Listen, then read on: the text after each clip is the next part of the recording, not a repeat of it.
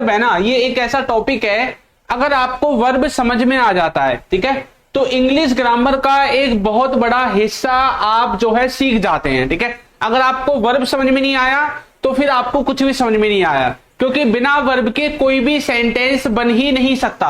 यहां पर देखो मैंने क्या बोला है, कोई भी सेंटेंस बिना वर्ब के बन ही नहीं सकता। हमने कोई छोटा सा सेंटेंस बनाया, ही हैज बिन, ठीक है, ही हैज बिन सेंट, हमने ये बनाया सेंटेंस। या फिर हमने बुलाया आई एम गोइंग, ठीक है, I am going towards market, ठीक है, एक सेंटेंस हमने ये बनाया। तो यहां पर देखो वर्ब क्या है, ये एम, ये भी वर्ब है, ये गोइंग, ये भी वर्ब है, ठीक है, यहां पे ये वर्ब ही है। क्या है, ये वर्ब है। अगर ये नहीं होंगे सेंटेंस में तो इसका कोई भी मीनिंग नहीं बचता है। मान लो कि भैया हमने इनको कर दिया गायब, सेंटेंस में वर्ब है ही नहीं, ठीक है, तो देखो इनका कोई मीनिंग निकल रहा है क्या, इनका कोई कुछ भी मीनिंग नहीं निकलेगा, ठीक है। अब देखो ही आपका अकेला रह गया है ना, वर्ब तो कोई है ही नहीं, जब वर्ब ही नहीं रहेगी तो सेंटेंस का कोई मीनिंग ही नहीं है। यहां पर से देखो वर्ब हमने गायब कर दी, आई के बाद डायरेक्ट प्रीपोजिशन आ गई टूवर्ड्स, आई टूवर्ड्स मार्केट, भाई मार्केट की ओर मैं क्या, है ना, तो वर्ब गायब हो गई।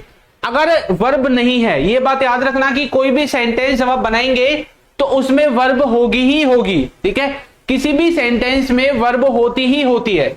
अब ये जो वर्ब है, इस वर्ब का ही पूरा खेल है, जो इस वर्ब को समझ जाता है, फिर चाहे वो स्पोकन इंग्लिश के लिए इंग्लिश सीख रहा है या कंपटीशन एग्जाम के लिए इंग्लिश सीख रहा है, वो सब कुछ क्लियर कर देगा फिर, ठीक है। लेकिन भैया ये समझना जो है, ये लगा लो कि थोड़ी मेहनत का काम है, अगर आप मेहनत करोगे तो समझ जाओगे, ठीक है। चलो तो सबसे पहले हम शुरुआत करते हैं वर्ब की, कि ये वर्ब है क्या, ये कितने टाइप्स की होती है, ठीक है, ये वर्ब जो है ये कितने टाइप्स की होती है। देखो वर्ब को मेन रूप से हम दो भागों में बांटते हैं, ठीक है। एक तरफ आपकी रहती है हेल्पिंग वर्ब, कौन सी वर्ब रहती है, हेल्पिंग वर्ब, ठीक है। एक तरफ आपकी होती है मेन वर्ब, क्या होती है, मेन वर्ब।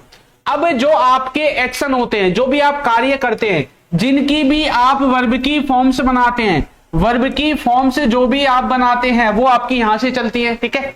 जितनी भी आपकी हेल्पिंग वर्ब होती हैं, चाहे वो मॉडल वर्ब के अंदर हो, ठीक है, या वो प्राइमरी ऑक्सिलरी वर्ब के अंदर हो, वो सब कुछ आपकी इधर से कंट्रोल होती है। अब आपने जो वर्ब के नाम सुने होंगे, जैसे कि फाइनाइट वर्ब, इनफाइनाइट वर्ब, है ना, transitive, intransitive, main verb, action verb, state verb, regular verb, irregular verb, ये सब की सब आपकी इधर वाला पार्ट में आती है, ठीक है।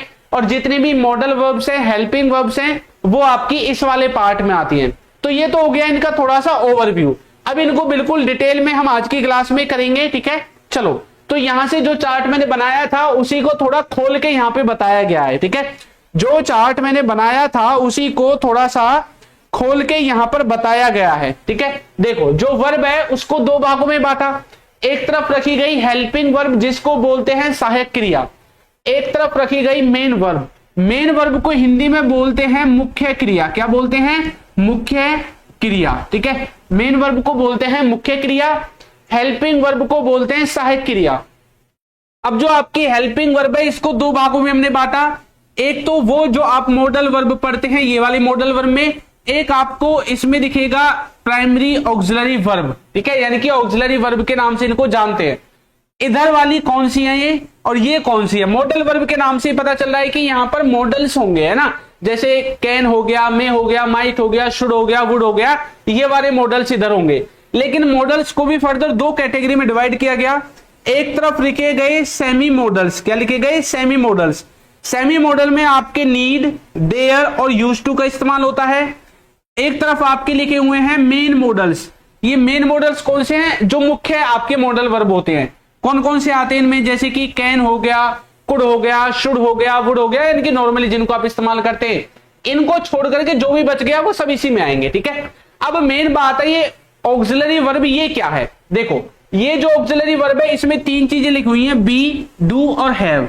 हैव का मतलब है हैव की जितनी भी वर्ब होती हैं, हैव, हैज, हैड, हैविंग, ये सब इसमें आएंगे, ठीक है। डू की जितनी भी फॉर्म्स होती हैं, चाहे वो डू के साथ डज आता हो, डिड आता हो, है ना, वो जितनी भी हेल्पिंग वर्ब है दो तीन जो होती हैं, डू, डिड, डन, ये सब डू, डिड और डज आपकी वो आपकी यहां से आएगी, ठीक है। बी की जो फॉर्म्स है इसका मतलब है कि इसमें is am are, was were, ये सारी चीजें आपकी बी के अंदर आती है।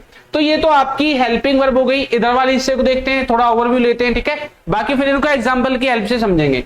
इधर जो ये वाली मेन वर्ब है, यहां पर तो मैंने इनको दो भागों में बांट रखा है, स्पोकन इंग्लिश के हिसाब से। किसके हिसाब से? स्पोकन इंग्लिश के हिसाब से, ठीक है। और यदि कंपटीशन एग्जाम के हिसाब से देखेंगे उसको आगे देखेंगे, ठीक है। तो मेन वर्ब को दो भागों में बांटा गया। एक तरफ तो उन वर्ब की बात करेंगे जो एक्शन वर्ब होती है, जिसमें हम फिजिकल रूप से कोई एक्शन करते हैं, कोई काम करते हैं, वो वाली वर्ब। एक तरफ वो है जो किसी की अवस्था को बताती है, स्टेट वर्ब जिन्हें आप कहते हैं, वो वाली वर्ब आपकी इधर आएंगी, ठीक है। अब यहां पर जो आपकी दूसरी वाली वर्ब आती है उनको और देखते हैं। देखो इधर वाला जो हिस्सा है ये तो सेम ही रहेगा, लेकिन ये वाली जो वर्ब है अब ये हो गई है भैया सेंटेंस को बनाने के लिए। इंग्लिश में जो लोग लिखना चाहते हैं, राइटिंग करना चाहते हैं, उनको ये वाला स्ट्रक्चर समझना पड़ेगा, और जो सिर्फ बोलने के लिए लिख रहे हैं, समझ रहे हैं, उनको ये वाला स्ट्रक्चर समझना पड़ेगा वर्ब का, ठीक है। चलो, तो यहां पर मेन रूप से मेन वर्ब को दो भागों में बांटा हमने। एक तरफ फाइनाइट है, एक तरफ नॉन फाइनाइट वर्ब है। अब ये होती क्या है इनको आगे देखेंगे, पहले इनको देख लेंगे, इनको और भी डिवाइड किया गया है, ठीक है। अब जो आपकी फाइनाइट वर्ब है इसको फिर से दो भागों में बांटा गया, एक तरफ ट्रांजिटिव वर्ब और एक तरफ इंट्रांजिटिव वर्ब, ठीक है। और नॉन फाइनाइट को तीन भागों में बांटा गया। आपने नाम सुना होगा इन्फिनेटिव का, जेरेंड का, है ना, और पार्टिसिपल का। ये तीनों आपकी नॉन फाइनाइट की होती हैं, और ये दोनों ट्रांजिटिव और इंट्रांजिटिव आपकी फाइनाइट वर्ब होती हैं, ठीक है। अब हमारे सेंटेंस में ये सारी की सारी वर्ब हमें दिखाई देती है, लेकिन हमें पता नहीं चलता कि ये फाइनाइट है या नॉन फाइनाइट है, ट्रांजिटिव है, इंट्रांजिटिव है, ये जेरेंड की तरह आई है, पार्टिसिपल की तरह आई है, या इन्फिनेटिव की तरह आई है, ठीक है। तो आज की क्लास में यही जो चीजें हैं इनको हम करने वाले हैं, ठीक है। तो सभी बच्चों को गुड इवनिंग, जितने भी बच्चे जुड़े हुए हैं। और क्लासेस का टाइम आपको पता ही है, क्लासेस का टाइम हमारा है मंडे से फ्राइडे,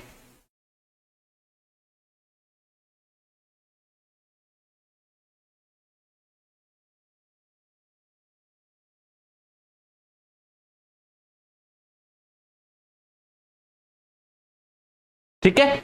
तो हमारी क्लासेस का टाइम है मंडे से फ्राइडे रात को 9 बजे। ओके, चलिए तो करें क्लास को स्टार्ट। तो यहां पर देखो ये जो चीजें यहां पर लिखी हुई हैं इनको हम अब बिल्कुल डिटेल में देखेंगे, ठीक है। तो सबसे पहले हम यहां पे शुरुआत करने वाले हैं कहां से? सबसे पहले शुरुआत करेंगे हेल्पिंग वर्ब से, ठीक है। बाकी मेन वर्ब वगैरह तो आप जानते हैं। वर्ब की डेफिनेशन आपको बता देता हूं, वर्ब की डेफिनेशन ऊपर लिखी हुई है, ठीक है। एक तरह से वर्ब क्या काम करती है? वर्ब हमारे सेंटेंस में क्या काम करती हैं? या तो ये किसी के एक्शन के बारे में बताएंगी, या किसी के स्टेट के बारे में बताएंगी, यानी कि अवस्था के बारे में। स्टेट का मतलब राज्य नहीं है, ठीक है। या किसी के पोजेशन के बारे में बताएंगी। पोजेशन मतलब कि किसके पास क्या है, किसके पास क्या चीज है, ठीक है। तो वर्ब हमारा वो शब्द है जो हमें हमारे सेंटेंस में किसी काम के बारे में बताएगा, किसी की अवस्था के बारे में बता सकता है, किसी की जो कोई पोजेशन है, पोजेशन के बारे में हमें बता सकता है, ठीक है। तो ये वाली जो चीजें हैं ये सारी चीजें हमें किससे पता चलेंगी? वर्ब से हमें पता चलती हैं, ठीक है। अब देखो यहां पर, अब आपकी जो हेल्पिंग वर्ब है इनको मैंने बता दिया कि इनको ऐसे ऐसे बांटा जाता है, ठीक है। एक तरफ मॉडल वर्ब है जिसमें ये वाली वर्ब आएंगी, और एक तरफ आपकी मेन वर्ब है यानी कि ऑक्सिलरी वर्ब, ये वाली वर्ब आएंगी, ठीक है। तो जो मॉडल वर्ब है उनमें आपका मेन मॉडल होता है, सेमी मॉडल होता है। मेन मॉडल में ये वाली वर्ब आती है, और सेमी मॉडल में देयर, यूज टू और नीड आपका आता है। यानी कि इन तीन वर्ड्स को छोड़ करके, इन तीन मॉडल वर्ब को छोड़ के जो भी बच जाता है वो सबका सब मेन मॉडल वर्ब में आता है, ठीक है। ये सबको पता है। ऑक्सिलरी वर्ब में आपको मैंने बताया था बी आता है, डू आता है और हैव आता है। मैंने बोला था हैव के अंदर वो सभी वर्ब आएंगी जो आपकी हेल्पिंग वर्ब की तरह हैव से मिलती जुलती हैं।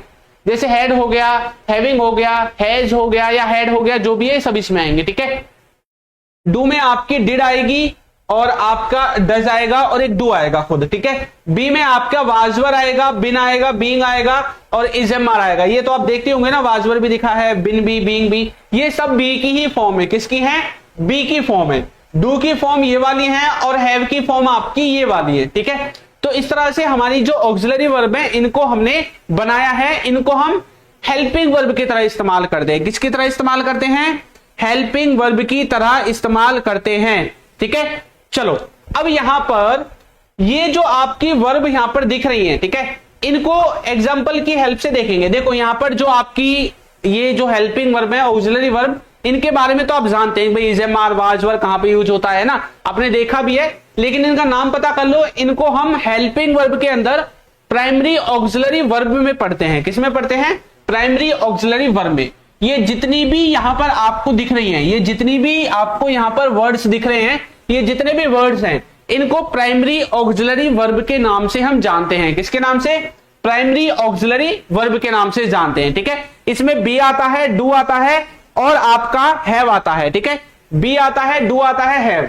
बी के अंदर आपका is am are, was were और ये विल वगैरह आ जाते हैं। ठीक है, हैव के अंदर आपका हैज, हैव और हैड आ जाता है। ठीक है, और आपका यहाँ पे डू डज नहीं लिखा, डू डज भी यहाँ पे आपका आ जाएगा, डू डज और डिड आपका डू के अंदर आता है। ठीक है, ये वाली हेल्पिंग वर्ब। अब देखो ये आप जानते हैं कि भाई इज एम आर का प्रेजेंट कॉन्टिन्यूअस में होता है, वाज वर का पास्ट कॉन्टिन्यूअस में है ना, इनका इस्तेमाल आप जानते ही हैं। ही इज डूइंग वर्क, वह काम कर रहा है। आज की वीडियो में सिर्फ हम पहचानना सीखेंगे कि वर्ब को कैसे पहचानते हैं। ठीक है, ही वॉज डूइंग वर्क, वह काम कर रहा था। तो ये वाली जो वर्ब है ये काम क्या करती हैं? सेंटेंस में सेंटेंस का समय चेंज करती हैं। सेंटेंस में जो काम किया गया है उस काम का समय बताती हैं ये वाली वर्ब, इसलिए इनको बोलते हैं सहायक क्रिया। ये सहायता करती हैं किसकी? ये सहायता करती हैं वर्ब की, उसको सही समय में दिखाने के लिए, उसको सही टेंस में दिखाने के लिए। ठीक है, अब जैसे कि मान लो हमने सेंटेंस लिखा है ही, ठीक है, हमने लिख दिया ही गो। ठीक है, अब जैसे इस गो की और फॉर्म भी है, वेंट भी है, गोन भी है। ठीक है, लेकिन हम ही के साथ अगर दिखाना चाहते हैं कि भाई मुझे पास्ट में बनाना है और पास्ट में कुछ ऐसा दिखाना है कि काम कॉन्टिन्यूटी में चल रहा है, काम कॉन्टिन्यूअस में चल रहा है। ठीक है, तो कैसे दिखाएंगे?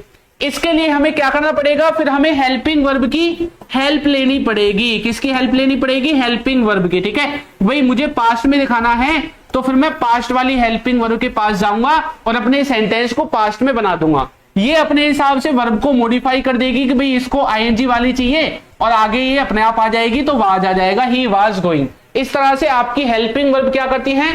हेल्प करती हैं सेंटेंस में जो आपकी वर्ब है उसका समय सही बताने में, उसका सही टेंस बताने में। ठीक है, चलो आगे बढ़े। तो यहां पर जो is am are, was were ये जितने भी हैं इन सबके साथ आईएनजी लगती है वर्ब की पहली फॉर्म में। आप जानते हैं हैज, हैव, हैड के साथ वर्ब की थर्ड फॉर्म लगती है। और अगर हैज, हैव, हैड के साथ बिन दिखाई देता है, यानी कि अगर आप इसको पैसिव वॉइस में लेकर जाएंगे, किसमें? पैसिव वॉइस में, तब इसके साथ वर्ब की थर्ड फॉर्म लगेगी। Is am are, was were को अगर पैसिव में लेकर जाएंगे तो इसके साथ बीई आईएनजी बीइंग लगेगा और फिर वर्ब की थर्ड फॉर्म लगेगी।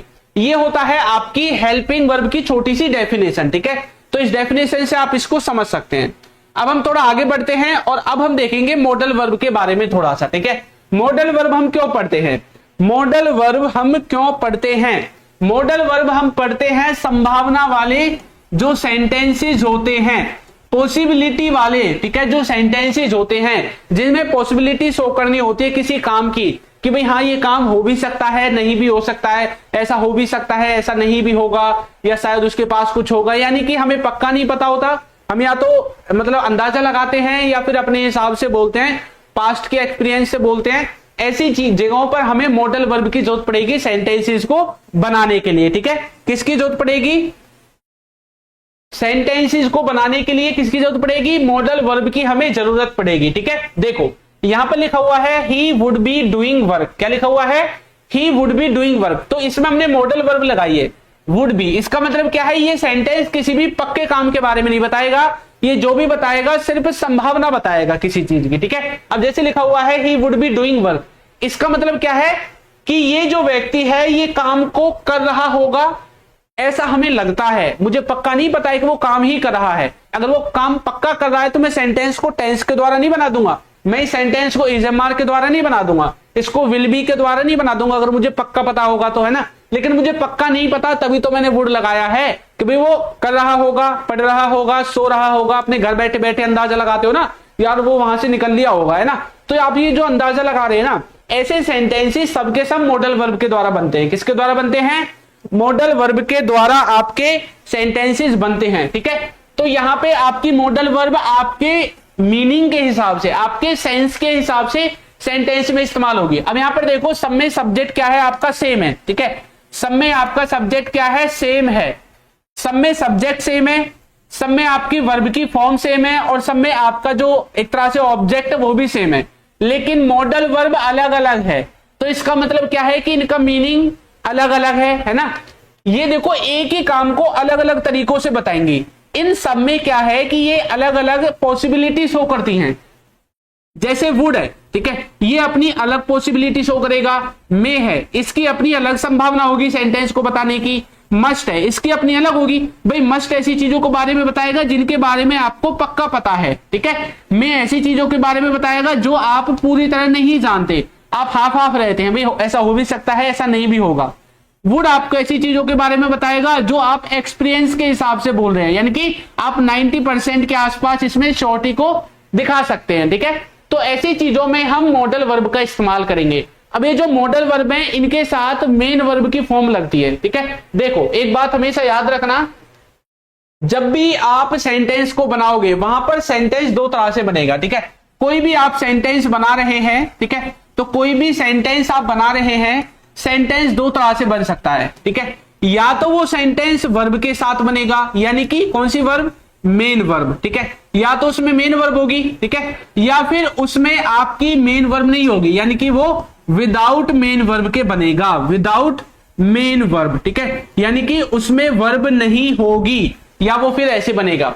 यदि वर्ब होगी और वर्ब नहीं होगी, अब आपको इसकी कैसे पहचान होगी, इसकी पहचान होगी वर्ब की फॉर्म्स से, ठीक है। जो वर्ब की फॉर्म्स आप लगाते हैं ना, देखो अब यहां पर वर्ब की फॉर्म्स लगी हुई हैं, पहली फॉर्म, दूसरी, तीसरी, आईएनजी वाली जो भी है, ठीक है। तो मॉडल वर्ब अकेला आएगा तो वर्ब की पहली फॉर्म लगती है, मॉडल के साथ बी आएगा तो थर्ड फॉर्म भी लग सकती है, आईएनजी वाली भी लग सकती है।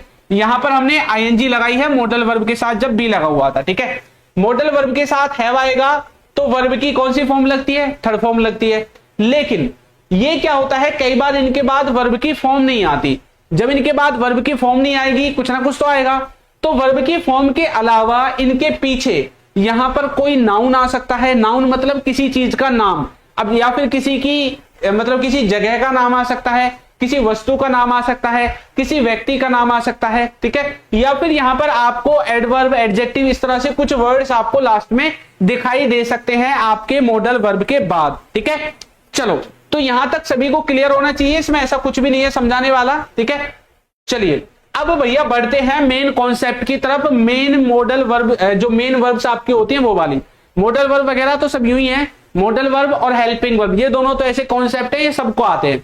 लेकिन बात आती है यहां पे, जब इनके नामों को देखते हैं ना, आधे बच्चे इनके नाम को देख के डर जाते हैं ना, sir finite, non finite, transitive, intransitive, है ना, जरंड, पार्टिसिपल, इंफिनिटिव, ये जो नाम है ना, ये जो नाम है, इनको नामों को देखकर नहीं डरना है।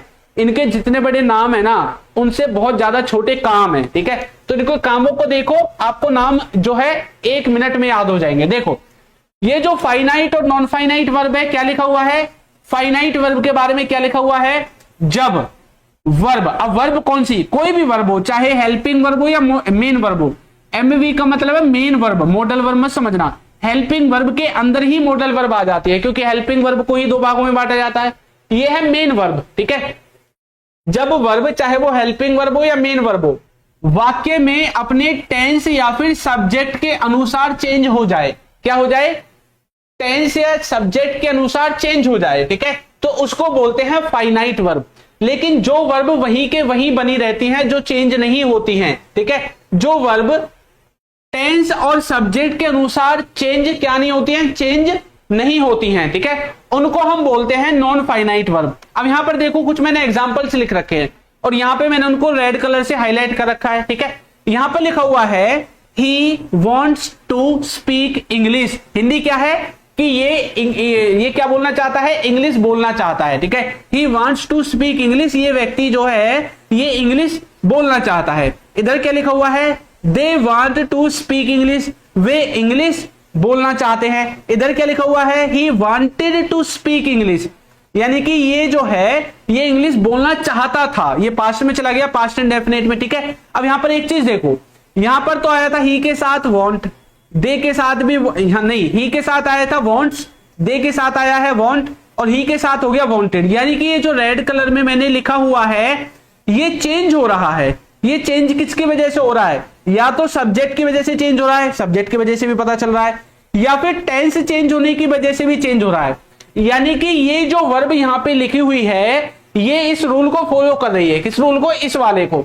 यानी कि वर्ब जब टेंस के हिसाब से, अब देखो यहां पे प्रेजेंट टेंस था तो ये वाली फॉर्म आई थी, जब आपका पास्ट टेंस हो गया तो ये वाली फॉर्म आएगी। तो टेंस के हिसाब से भी चेंज हो रहा है। दूसरा सब्जेक्ट के हिसाब से, जब हमारा सब्जेक्ट था ही तब तो आया था वांट्स, ठीक है। जब हमारा सब्जेक्ट दे तब एस हट गया, वांट ही रह गया।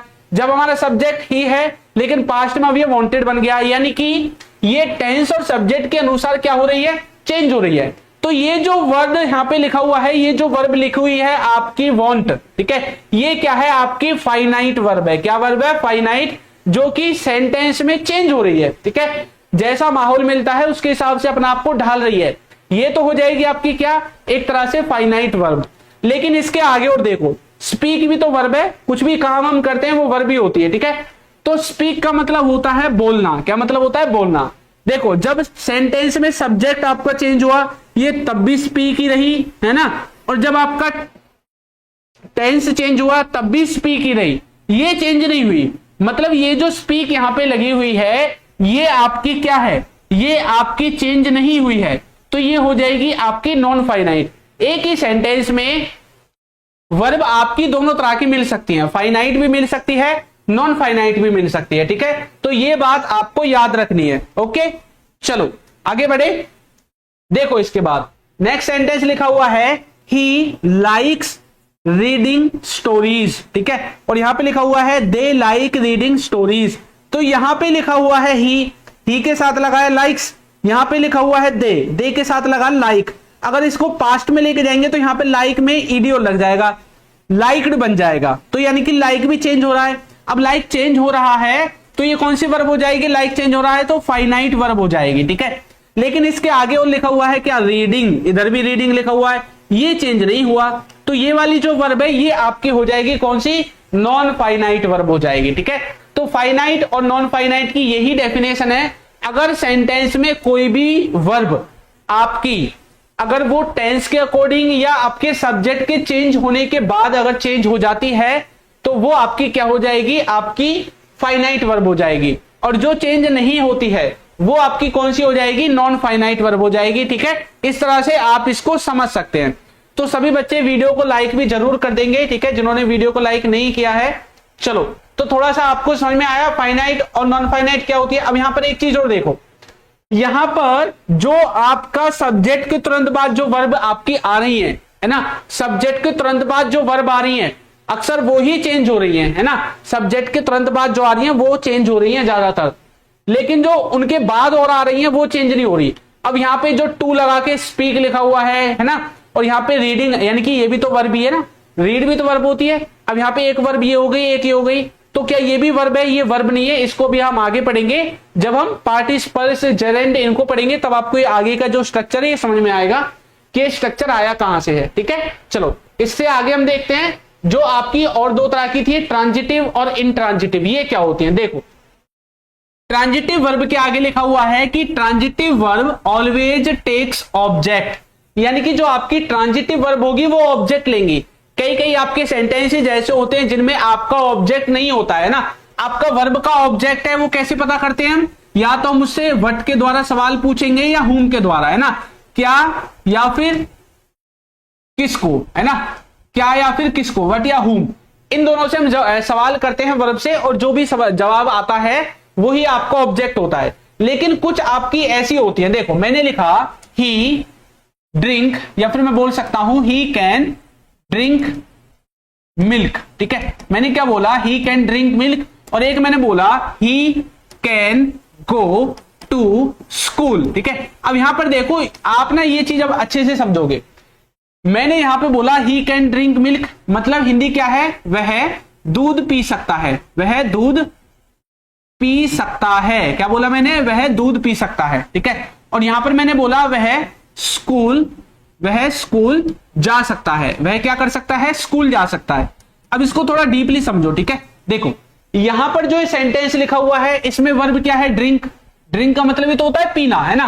अब मैं इससे यदि सवाल करूंगा भाई क्या पी सकता है, तो जवाब में क्या आया? मिल्क, है ना। किसको पी सकता है? मिल्क को, यानी कि जवाब में आ रहा है मिल्क, यानी कि यहां पे मिल्क आपका क्या है?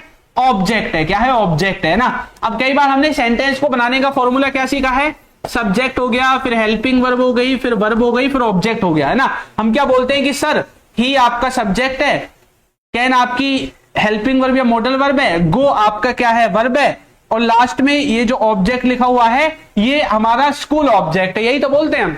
लेकिन ये स्कूल ऑब्जेक्ट है ही नहीं। देखो ये जो गो वर्ब है ना, अभी हमने पीछे क्या पढ़ा था कि ट्रांजिटिव वर्ब क्या करती है, जो आपके क्या लेती है, ऑब्जेक्ट। इंट्रांजिटिव वर्ब क्या करती है, जो ऑब्जेक्ट नहीं लेती।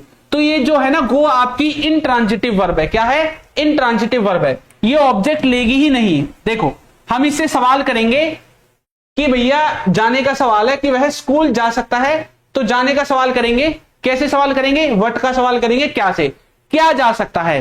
तो देखो कोई जवाब नहीं आया, नहीं आया ना। किसको जा सकता है, कोई जवाब नहीं आया। क्या और किसको का कोई भी जवाब नहीं आया। तो मतलब ये जो वर्ब है ये हमारी क्या है, ऑब्जेक्ट नहीं लेती है। इसके बाद जो ये स्कूल लिखा हुआ है ना, टू स्कूल, ये इस वर्ब का ऑब्जेक्ट है ही नहीं, ये ऑब्जेक्ट के अंदर काउंट हो ही नहीं रहा है। ठीक है, ये एक तरह से यहां पे एडवर्ब की तरह काम कर रहा है। ठीक है, अब एक चीज और देखो, यहां पे क्या लिखा हुआ है, टू। टू के बाद हमेशा आपके क्या आता है, ऑब्जेक्ट आता है। किसका, इस टू का। टू क्या है, प्रीपोजिशन। तो प्रीपोजिशन के बाद हमेशा उसका क्या आता है, ऑब्जेक्ट आता है। ठीक है, प्रीपोजिशन के बाद हमेशा उसका क्या आता है, ऑब्जेक्ट आपका आता है। ठीक है, तो ये बात आपको यहां पे याद रखनी है।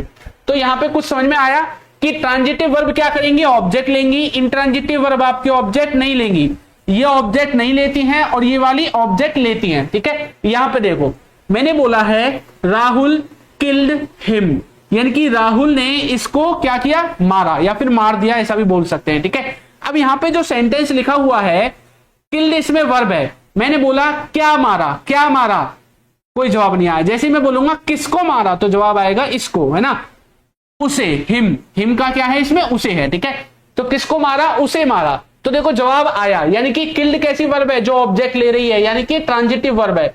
आगे देखो, दे आर वॉचिंग टीवी, यहां पे इसका मतलब है कि वो टीवी देख रहे हैं। तो वॉचिंग का मतलब है देखना, है ना। तो क्या देख रहे हैं, टीवी देख रहे हैं, जवाब आ गया। किसको देख रहे हैं, वे टीवी को देख रहे हैं, जवाब आ गया। मतलब ये भी ऑब्जेक्ट ले रही है, तो ऑब्जेक्ट ले रही है तो ये क्या हो जाएगी, ट्रांजिटिव वर्ब हो जाएगी। आगे देखो, we ate burger yesterday, ate मतलब ईट की second form, eat ate eaten होता है ना, तो एट की क्या है, एट क्या है, ईट की सेकंड फॉर्म है। वी एट बर्गर यस्टरडे मतलब कल हमने क्या है, बर्गर खाया। अच्छा, काम क्या हुआ है, खाने का। क्या खाया, बर्गर खाया, जवाब आ रहा है। किसको खाया, बर्गर को खाया, जवाब आ रहा है। मतलब ये वर्ब जो है ईट, ईट की जो सेकंड फॉर्म है जो भी है, ये आपकी क्या ले रही है, ऑब्जेक्ट ले रही है, तो ये क्या हो जाएगी, आपकी ट्रांजिटिव हो जाएगी। आई हैव बीटन हिम, तो मैंने उसको क्या किया है, पीटा है, मैंने उसको पीटा है। तो किसको पीटा है, हिम, उसे। ये हिम का मतलब क्या है, उसे। ठीक है, तो यहां पे हिम आपको ऑब्जेक्ट हो जाएगा। लेकिन यहां पे देखो, he is going to school, है ना, अभी पीछे बताया था। जाने का मतलब क्या है, गोइंग। क्या जा रहा है, कोई जवाब नहीं आया। किसको जा रहा है, नहीं आया जवाब। तो ये आपकी क्या है, इंट्रांजिटिव वर्ब है, यानी कि ये ऑब्जेक्ट आपका नहीं ले रही है। तो आपके सेंटेंस में बहुत सारी ऐसी चीजें होंगी जो सेंटेंस में क्या होगा, ऑब्जेक्ट नहीं होगा। कई बार मैं आपको बोलता हूं ना किसी में ऑब्जेक्ट नहीं है तो इसको छोड़ दो, है ना। इसलिए मैं सेंटेंस का जब स्ट्रक्चर आपके सामने लिखता हूं तो ऑब्जेक्ट के साथ साथ OWO लिखता हूं, है ना।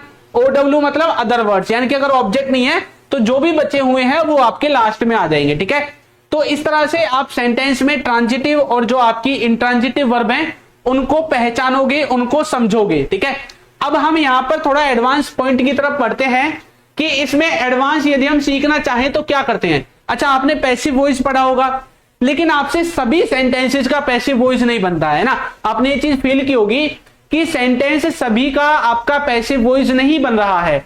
क्यों नहीं बन रहा है, क्योंकि वो जो वर्ब है वो वर्ब आपकी क्या होती है, इंट्रांजिटिव होती है। पैसिव वॉइस का फॉर्मूला क्या होता है, सबसे पहले तो ऑब्जेक्ट ही आता है पैसिव वॉइस में, उसके बाद हेल्पिंग वर्ब आती है, यही तो होता है। लेकिन भैया जो आपकी वर्ब ऑब्जेक्ट लेती ही नहीं है उस सेंटेंस का पैसिव वॉइस आप कैसे बना दोगे, है ना। उस सेंटेंस का पैसिव वॉइस आप कैसे बना दोगे। अब यानी कि ये जो इंट्रांजिटिव वर्ब है ना, इनका पैसिव वॉइस बनता ही नहीं है। क्यों नहीं बनता, क्योंकि ये आपकी ऑब्जेक्ट लेती ही नहीं है। इसलिए बहुत सारे सेंटेंस ऐसे होते हैं, आप खूब कोशिश करते हैं लेकिन पैसिव वॉइस में ट्रांसलेशन आप उनका नहीं कर पाते। वो इन्हीं की वजह से होता है क्योंकि ये क्या है, इंट्रांजिटिव वर्ब है, ठीक है। तो इंट्रांजिटिव वर्ब का पैसिव वॉइस नहीं बनता है, जबकि ट्रांजिटिव वर्ब जितनी भी होती हैं जो ऑब्जेक्ट लेती हैं, पैसिव वॉइस में फोकस किस पे करते हैं, ऑब्जेक्ट पे, इसलिए ऑब्जेक्ट को सबसे आगे लिखते हैं, वरना और सेंटेंसेस में पीछे लिखते थे। अब हमारा उद्देश्य क्या है, ऑब्जेक्ट पर फोकस करना। अब भैया ट्रांजिटिव, ये इंट्रांजिटिव वर्ब में तो आपका ऑब्जेक्ट होता ही नहीं है, इसलिए पैसिव नहीं बनेगा, ठीक है। दूसरी बात, यहीं पे वही चीज मैंने लिख रखी है कि ट्रांजिटिव वर्ब आपकी ऑब्जेक्ट लेती हैं और intransitive don't take object, object नहीं लेती है, ठीक है। ये जो ट्रांजिटिव वर्ब हैं, इनके बाद आपका जो प्रीपोजिशन है या फिर जो एडवर्ब है वो नहीं आता है। जो आपका प्रीपोजिशन है, जो आपका एडवर्ब है वो नहीं आता है, जबकि इंट्रांजिटिव वर्ब जो है इनके बाद आप प्रीपोजिशन या आपका जो एडवर्ब है उसको आप लिख सकते हैं, ठीक है, उनको आप लिख सकते हैं। ये बात आपको यहां पे याद रखनी है। ये थोड़ा एडवांस टॉपिक है, इसलिए मैं ये जो चैनल है इस पे ज्यादातर स्पोकन इंग्लिश पढ़ाता हूं, यानी कि जो इंग्लिश हमारी बोलचाल में इस्तेमाल होती है, ठीक है। ये ऐसे टॉपिक होते हैं ना, ये बच्चों को समझ में नहीं आते बहुत जल्दी, इसलिए मैं इनको थोड़ा कम ही समझाता हूं, लेकिन आज मैंने सोचा कि थोड़ा सा आपको बता दें। और वैसे भी मैंने आपको बोला था कि अब हमारी जो क्लासेज होंगी उनमें लास्ट की जो 10 मिनट होगी उसमें हम एडवांस इंग्लिश को पढ़ेंगे साथ के साथ, ठीक है, यानी कि इंग्लिश को गहराई से समझने की कोशिश करेंगे। शुरू के आध घंटा 30 मिनट अपना टॉपिक पढ़ेंगे स्पोकन इंग्लिश का, और लास्ट के 10 मिनट पढ़ेंगे अपनी जो एडवांस इंग्लिश है उसको, ठीक है। चलो आगे बढ़ते हैं। अब यहां पर हमने ये जो हमारी वर्ब की फॉर्म्स थी, ठीक है, इनको जेरेंड और इन्फिनिटिव में भी हमने देखा था, है ना, कि एक तरफ आपका जो पार्ट था वो जेरेंड था, देखो इसमें भी हमने देखा था। ये ट्रांजिटिव इंट्रांजिटिव हमने देख लिया, फाइनाइट नॉन फाइनाइट देख लिया। अब नॉन फाइनाइट के अंदर इन्फिनिटिव आता है, पार्टिसिपल आता है और आपका जेरेंड आता है। अब ये किस तरह से काम करते हैं इनको सीखो। ये जो आपके जेरेंड वगैरह इन्फिनिटिव वगैरह होते हैं ये किस तरह से काम करते हैं इसको सीखते हैं। देखो यहां पे लिखा हुआ है जेरेंड का प्रयोग और यहां पे लिखा हुआ है इन्फिनिटिव का प्रयोग, ठीक है। इन्फिनिटिव का मतलब होता है कि इनके साथ आएगा टू और उसके साथ लगेगी वर्ब की पहली फॉर्म। क्या लगेगी? वर्ब की पहली फॉर्म लगेगी टू के साथ। इसमें क्या होगा, यहां पे आएगा वर्ब में आईएनजी। क्या आएगा? वर्ब में आईएनजी आएगा। अब ये जो दोनों के दोनों हैं, ये जो दोनों के दोनों हैं, ये एक तरह से आपके सेंटेंस में दो काम करेंगे। ये दोनों के दोनों सेंटेंस में क्या काम करेंगे? दो। या तो ये सेंटेंस में सब्जेक्ट बनेंगे, क्या बनेंगे? सब्जेक्ट। या ये सेंटेंस में ऑब्जेक्ट बनेंगे। क्या बनेंगे? ऑब्जेक्ट। ज्यादातर आपको ये इनमें ही दिखेंगे, ठीक है। और आपको मैंने एक चीज बताई थी, जब भी कोई चीज सब्जेक्ट या ऑब्जेक्ट बनती है तो वो क्या होती है? वो चीज आपकी या तो नाउन होगी या प्रोनाउन होगी। यही तो होगी, नाउन होगी या प्रोनाउन होगी। अगर कोई सब्जेक्ट ऑब्जेक्ट बन रहा है तो इसका मतलब क्या है कि ये होती तो वर्ब ही है, वर्ब के अंदर पढ़ रहे हैं ना, तो वर्ब ही है। लेकिन जब हम इनको एज ए सब्जेक्ट या ऑब्जेक्ट इस्तेमाल करेंगे तो वहां पर ये क्या बन जाएंगी? एक तरह से नाउन की तरह काम करेंगे। किसकी तरह? नाउन की तरह, ठीक है। अब यहां पे मैं आपको बताता हूं कुछ एग्जाम्पल की हेल्प से इनको, ठीक है। तो यहां पे एक एग्जाम्पल लिखा हुआ है, आई लाइक ईटिंग। अब ये यहां पे इसको भूल जाओ आप, ठीक है, इसको आप भूल जाओ थोड़ी देर के लिए, ईटिंग को भूल जाओ, ठीक है। ईटिंग को क्या करो? भूल जाओ। मैंने क्या बोला है? आई लाइक, इतना बोला बस मैंने, है ना। आई लाइक का मतलब है मैं पसंद करता हूं। क्या लिखा हुआ है मैंने? मैं पसंद करता हूं। बहुत ध्यान से समझना, टॉपिक बहुत, मतलब ये लगा लो थोड़ा सा भी दिमाग भटका, दिमाग से गायब हो जाएगा, ठीक है। आई लाइक, अब मैंने बोला किसी के सामने आई लाइक, वो मुझसे बोलेगा आई लाइक क्या? भाई क्या लाइक करता है ना। अब यहां पे इसको क्या चाहिए? ये क्या है? ये है आपकी वर्ब। क्या है? वर्ब है, ठीक है। आई लाइक आपकी क्या है? वर्ब है भाई, आई लाइक। अब यहां पे वर्ब के बाद मुझे इसका क्या चाहिए? ऑब्जेक्ट। क्यों चाहिए? क्योंकि ये वर्ब कौन सी है जो ऑब्जेक्ट ले रही है बाद में, तो भैया यहां पे मुझे ऑब्जेक्ट चाहिए। अब मैं यहां पे क्या करूंगा? अब मैं जो चीज पसंद करता हूं वो मैं यहां पे लास्ट में लिखूंगा। अब मैं बोल रहा हूं कि मुझे खाना पसंद है। क्या पसंद है? खाना। तो मैं बोलूंगा आई लाइक, क्या मैं यहां पे ईट लिखूंगा? अगर मैं यहां पे ईट लिख दूंगा, ठीक है, तो खाने का मतलब तो ईट ही होता है ना, या हैव होता है, ठीक है। अगर मैं यहां पे ईट लिख दूंगा तो देखो ये भी वर्ब हो गई, ये भी वर्ब हो गई, और दो दो वर्ब एक साथ ऐसे नहीं आ सकती। दूसरी बात, हमें यहां पे वर्ब नहीं चाहिए, हमें यहां पे क्या चाहिए? हमें चाहिए ऑब्जेक्ट। ऑब्जेक्ट क्या होता है? ऑब्जेक्ट या तो आपका नाउन होगा या प्रोनाउन होगा। तो हम क्या करते हैं कि भैया जब हमारा ऐसा मतलब चांस आ जाता है या ऐसी कंडीशन आ जाती है कि भैया हमें वर्ब के बाद फिर से वर्ब लिखने की जरूरत पड़ेगी, लेकिन वो ऑब्जेक्ट की तरह जरूरत पड़ती है, तो हम क्या करते हैं कि हमारी जो भी वर्ब होती है उसमें हम क्या लगा रहे हैं, आईएनजी लगा देते हैं। क्या लगा देते हैं, आईएनजी। जैसे ही वर्ब में आईएनजी लगाएंगे तो ये जो पीछे वाला जो कॉन्सेप्ट था आपका ये वाला, तो ये वर्ब क्या बन जाएगी, जेरेंड आपकी बन जाती है। क्या बन जाती है, जेरेंड बन जाती है।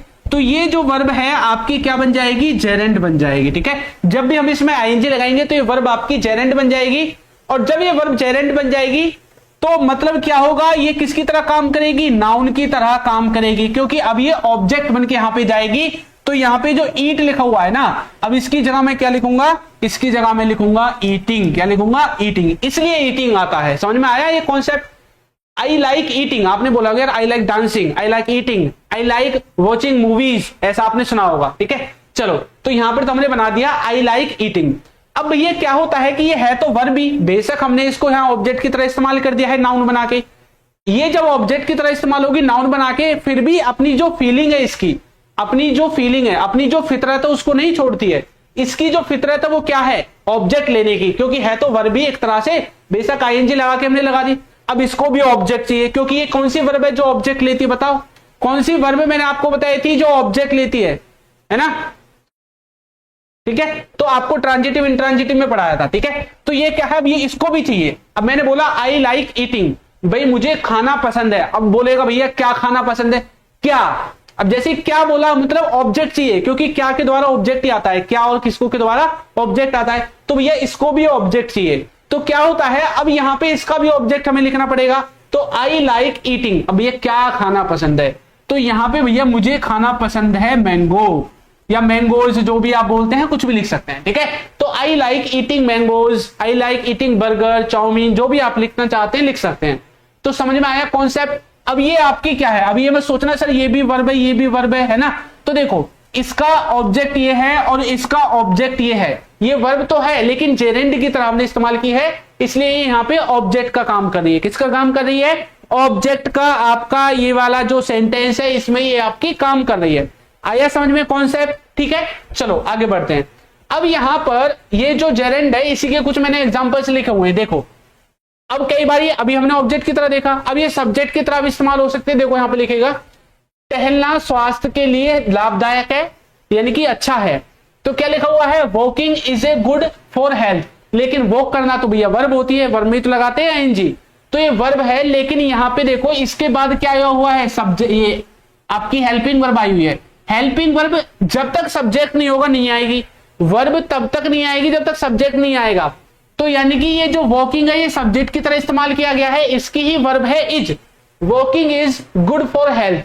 ये गुड क्या है, ये गुड क्या है, किसके लिए सही है, ये गुड हेल्थ के लिए सही है ना। तो इस तरह से समझोगे walking is good for health, यानी कि टहलना स्वास्थ्य के लिए लाभदायक है।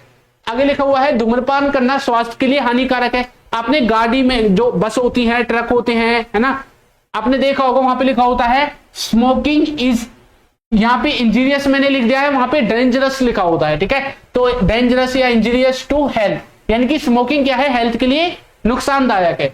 तो यहाँ पे स्मोकिंग के बाद हेल्पिंग वर्ब आई है ना। तो यानी कि स्मोकिंग सब्जेक्ट की तरह इस्तेमाल हुई है। स्मोक मतलब स्मोक करना वर्ब है, वर्ब को हम आईएनजी लगा करके सब्जेक्ट और ऑब्जेक्ट दोनों की तरह इस्तेमाल कर सकते हैं। ठीक है, उपन्यास पढ़ना मेरा शौक है, तो रीडिंग नॉवेल्स इज माई क्या है, हॉबी है। तो रीडिंग जो यहां पे लिखा हुआ है, ये रीडिंग नॉवेल्स पूरा एक तरह से क्या हो जाएगा, सब्जेक्ट आपको हो जाएगा। इसके बाद इज आपकी हेल्पिंग वर्ब यहां पे आई हुई है। ठीक है, इस तरह से आप इंग्लिश को अगर डीप में सीखना चाहते हैं तो ये कॉन्सेप्ट आपको सीखने पड़ेंगे। अगर आप इन कॉन्सेप्ट को सीखना चाहते हैं अच्छे से, तो मैं लास्ट की जो क्लासेस 10 मिनट होंगी क्लास में, उनमें ऐसे ही कॉन्सेप्ट आपको सिखाऊंगा। ठीक है, आगे लिखा हुआ है इन्फिनेटिव। अभी हमने आईएनजी वाला कॉन्सेप्ट देखा है। इन्फिनेटिव में टू लगा के वर्ब की पहली फॉर्म लिखते हैं। अब देखो पीछे अभी जो हमने प्रैक्टिस की थी, कहां पे की थी, ये वाली हमने की थी फाइनाइट नॉन फाइनाइट वर्ब में ना। यहाँ पे देखो, यहाँ पे हमने प्रैक्टिस की थी, तो यहाँ पे मैंने क्या लिखा हुआ था, ही लाइक्स रीडिंग। अब यहाँ पे जो रीडिंग आया है ये क्या है, ऑब्जेक्ट ही तो है। अब ये क्या रीड करना पसंद करता है, स्टोरीज। इस लाइक का ऑब्जेक्ट रीडिंग और रीडिंग का ऑब्जेक्ट है स्टोरीज, यानी कि इसको भी वर्ब चाहिए। ठीक है, दे लाइक, वही सेम बात है। अब यहां पे एक वर्ब लिखी हुई है टू लगा के, अभी हम टू लगा के वाली पढ़ने वाले हैं। ये क्या है, टू लगा के इन्फिनेटिव की तरह काम करेगी। क्या करेगी, इन्फिनेटिव की तरह आपकी ये वाली जो चीज है काम करने वाली है। ठीक है, यहां पे देखो टू लगा के जब वर्ब को लिखेंगे तो इन्फिनेटिव का काम करती है। ये भी आपकी सब्जेक्ट की तरह भी आ सकती है, ऑब्जेक्ट की तरह भी आ सकती है। ठीक है, अब देखो टहलना एक व्यायाम है, तो मैंने क्या बोला है, to walk is an exercise. अब ये ऐसा नहीं है कि भाई मैं यहां पे वॉकिंग नहीं लिख सकता, लिख सकता हूं। मैं इन दोनों में से किसी का भी इस्तेमाल कर सकता हूं। मैं चाहूं तो बोल सकता हूं स्पोकन इंग्लिश में to walk is an good exercise, मैं ऐसा बोल सकता हूं। मैं ऐसा भी बोल सकता हूं walking is an good exercise, walking अच्छा है, स्वास्थ्य के लिए अच्छी अभ्यास है, अच्छी एक्सरसाइज है। तो मैं वॉकिंग लगाऊं या टू वॉक लगाऊं, दोनों ही मेरे सही हो जाएंगे। ठीक है, to get success is possible. अब यहां पे देखो ये टू गेट आ गया है ना, अब मैं यहां पे गेटिंग लगा सकता हूं, क्या लगा सकता हूं, कोई दिक्कत नहीं है। Finding fault is easy, finding भी लिख सकता हूं और टू फाइंड भी लिख सकता हूं। अब यहां पर जो पीछे हमने लिखा हुआ था ये किसकी तरह आया था, यहां पे जो टू स्पीक लिखा हुआ था इस वांट का ऑब्जेक्ट है, ही वांट्स टू स्पीक, क्या स्पीक, इंग्लिश। इसका ऑब्जेक्ट ये है, इसका ऑब्जेक्ट ये है। तो देखो टू स्पीक भी आपका सब्जेक्ट ऑब्जेक्ट की तरह आ सकता है। ठीक है, यानी कि अब ये जब यहां पर ऑब्जेक्ट का काम करेगा तो इसको हम नाउन बोलेंगे। ये जब ऑब्जेक्ट की तरह काम करेगा इसको नाउन बोलेंगे। प्रोनाउन क्यों नहीं बोल रहे भाई, क्योंकि प्रोनाउन में गिने चुने शब्द आते हैं, जैसे he, she, it, I, we, you, they, him, his, her, है ना, ये सब आपके प्रोनाउन में आते हैं। ये प्रोनाउन थोड़ी बनेंगे, ये तो वर्ब से हमने काट के बनाया है यहां पे। ठीक है, वर्ब से काट के बनाया है। ठीक है, चलो आ गया यहां पे समझ में। ठीक है, तो यहां पे आपका जो मेन वर्ब है उसको दो भागों में बांटा गया था, फाइनाइट और नॉन फाइनाइट। उसी के अंदर मैंने आपको ये वाले जो एग्जांपल है समझाए थे। ठीक है, बाकी आपका ट्रांजिटिव और इंट्रांजिटिव में मैंने आपको समझाया था कि कौन सी चीज ऑब्जेक्ट लेगी कौन सी नहीं लेगी। ट्रांजिटिव वर्ब ऑब्जेक्ट लेंगी, इंट्रांजिटिव वर्ब ऑब्जेक्ट नहीं लेंगी। ठीक है, और इस तरह से मैंने आपको इनको एग्जाम्पल की हेल्प से यहां पे समझाने की कोशिश की थी। अब क्या होता है, वर्ब के इतने सारे टाइप्स हमें पता चल गए। ये तो सिर्फ इनके काम के हिसाब से है। किसके हिसाब से है, काम के हिसाब से, है ना। अब हमें कहीं पे भैया ये ईडी लगाना है, कहीं पे सेकंड फॉर्म में क्या करना है, ये सारी चीजें हमें कैसे पता चलेंगी, ये सारी चीजें हमें पता चलेंगी वर्ब का जो टाइप होता है रेगुलर वर्ब और इर्रेगुलर वर्ब। अब ये किस चीज में काम आती हैं, ये दोनों ही आपकी काम आएंगी वर्ब की सेकंड और थर्ड फॉर्म कैसे बनाते हैं, इस चीज को पकड़ने में, इस चीज को समझने में। जब आप वर्ब की सेकंड और थर्ड फॉर्म बनाओगे तो वहां पे रेगुलर और इर्रेगुलर वर्ब्स आपके काम आएंगे। रेगुलर वर्ब्स क्या होती हैं, रेगुलर वर्ब्स होती हैं जब आप सेकंड और थर्ड फॉर्म के एंड में ईडी लगा देते हैं। क्या लगा देते हैं, ईडी। जैसे देखो यहां पे पहली फॉर्म है हमारी लुक, लेकिन जब इसकी सेकंड और थर्ड फॉर्म हमने बनाई है तो इसमें हमने ईडी लगा दी है। तो इस तरह से सिर्फ पहली फॉर्म में ईडी लगाने से हमारी क्या बन गई, सेकंड और थर्ड फॉर्म बन गई। ऐसी जितनी भी वर्ब है जिनके लास्ट में ईडी लगाने से वो सेकंड और थर्ड फॉर्म बन जाती है, उन वर्ब्स को रेगुलर वर्ब कहते हैं। क्या कहते हैं, रेगुलर वर्ब कहते हैं। और जितनी भी ऐसी वर्ब है जिनके लास्ट में ईडी लगाने से वो सेकंड और थर्ड फॉर्म में नहीं बनती हैं, बल्कि उनको लिए अलग ही रूल चाहिए, तो ऐसे केस में वो आपकी इर्रेगुलर वर्ब्स हो जाती है। यानी कि सेकंड और थर्ड फॉर्म आपकी ईडी से नहीं बनेंगी, या तो वो डिफरेंट रहेंगी या सेम रहेंगी, उससे कोई फर्क नहीं पड़ेगा, लेकिन ईडी नहीं होगा। देखो यहां पे ये मत सोचना सर इन दोनों में तो ये सेम है ना, तो ये सेम है लेकिन ईडी की बात है, ये सेम वेम की कोई बात नहीं है। जैसे गो वेंट गोन तीनों ही अलग है, कट कट कट ये तीनों ही सेम है, बाय बॉट बॉट, ये देखो बाय, ये क्या हो गया, ठीक है, ये देखो यहाँ पे बॉट लिखा हुआ है, दोनों सेम है, यहाँ पे भी दोनों सेम है, लेकिन भैया इसमें ईडी नहीं है, इसलिए तो ये इर्रेगुलर वर्ब्स में पड़ी हुई है, और इसमें ईडी है, ये आपकी रेगुलर वर्ब्स में पड़ी हुई है। ठीक है, तो ये होता है आपका वर्ब का कॉन्सेप्ट।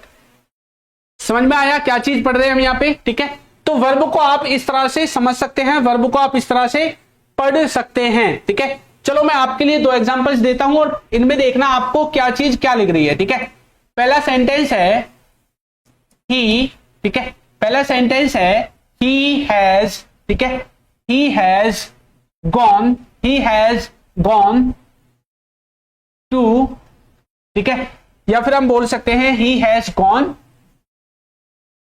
टूवर्ड्स, ठीक है, he has gone towards school, ठीक है, he has gone towards school. और एक हम सेंटेंस लिख रहे हैं ही ठीक है, ही हैड ईटन, ठीक है। अच्छा मुझे बताओ, मैंने यहां तक छोड़ दिया इस सेंटेंस को, ठीक है। अब मुझे बताओ ये दोनों जो सेंटेंस है, इन दोनों सेंटेंस में जैसे पहले लिखा हुआ है he has gone towards school, इनमें मुझे आपको बताना है पहली बात तो ये कि ये वर्ब जो लिखी हुई है इनमें ये ट्रांजिटिव है या इंट्रांजिटिव है, कौन सी ट्रांजिटिव है कौन सी आपकी इंट्रांजिटिव है, क्या पहचान पा रहे हो, बताइए जल्दी से। क्या आप इनमें पहचान पा रहे हो कि कौन सी ट्रांजिटिव है कौन सी आपकी इंट्रांजिटिव है। देखो यहां पे मैंने बोला ही हैज गॉन टूवर्ड्स स्कूल, तो यहां पे क्या आया है, गॉन आया है। अब गॉन से मुझे सवाल करना है क्या और किसको, वट या हुम, है ना, ये दोनों ही तो सवाल करते हैं वट या हुम करके। तो मैंने बोला क्या मतलब ही हैज गॉन टूवर्ड्स स्कूल, ये जो व्यक्ति है ये स्कूल की तरफ गया है, ऐसा कुछ लिखा हुआ है, तो वह स्कूल की तरफ गया है। क्या गया है, कोई जवाब नहीं आया, किसको गया है, कोई जवाब नहीं आया, यानी कि ये जो वर्ब है ये क्या है, ये ऑब्जेक्ट नहीं ले रही है, इसको ऑब्जेक्ट की जरूरत ही नहीं है, ठीक है। तो ये आपकी एक तरह से क्या हो जाएगी, इंट्रांजिटिव हो जाएगी। लेकिन यहां पे मैंने बोला है ही हैड ईटन, वह खा चुका था, ऐसा लिखा हुआ है, वह खा चुका था या उसने खा लिया था। अब जैसे मैंने बोला उसने खा लिया था, आपके मन में जवाब मतलब क्वेश्चन आएगा सर क्या खा लिया था, मतलब ये क्या चाहिए, इसको चाहिए भैया, इसका ऑब्जेक्ट जो मैंने यहाँ पे लिखा नहीं है, ठीक है। तो एक तरह से ये आपकी क्या हो जाएगी, जिसको ऑब्जेक्ट चाहिए वो ट्रांजिटिव और जिसको नहीं चाहिए वो इंट्रांजिटिव, ठीक है। तो इसको ऑब्जेक्ट चाहिए तो भैया इसको ऑब्जेक्ट लिखो, क्या खाना है, क्या खाया था इसने, तो जो भी आप यहाँ पे ऑब्जेक्ट लिखोगे वो आपका किस में फॉर्म में होगा, या तो वो नाउन होगा या फिर वो प्रोनाउन होगा, ठीक है। इन दोनों में से कोई भी आपका हो सकता है, ठीक है। तो इस तरह से आप वर्ब की जो फॉर्म्स हैं इनको समझ सकते हैं, ओके। चलिए तो आज की क्लास में इतना ही है, अब हम मिलेंगे अपनी नेक्स्ट क्लास में नए टॉपिक के साथ। क्लासेस का टाइम मंडे से फ्राइडे रात को 9 बजे आपकी क्लासेस होती हैं, ठीक है। और जिन बच्चों को कोर्स वगैरह लेना है, पेड कोर्सेज जो करना चाहते हैं, तो पेड कोर्सेज भी आप कर सकते हैं, हमारी एप्लीकेशन डाउनलोड करनी पड़ेगी, अल्फा स्पोकन इंग्लिश ऐप, इसी पे आपको हमारा पेड कोर्स मिलेगा।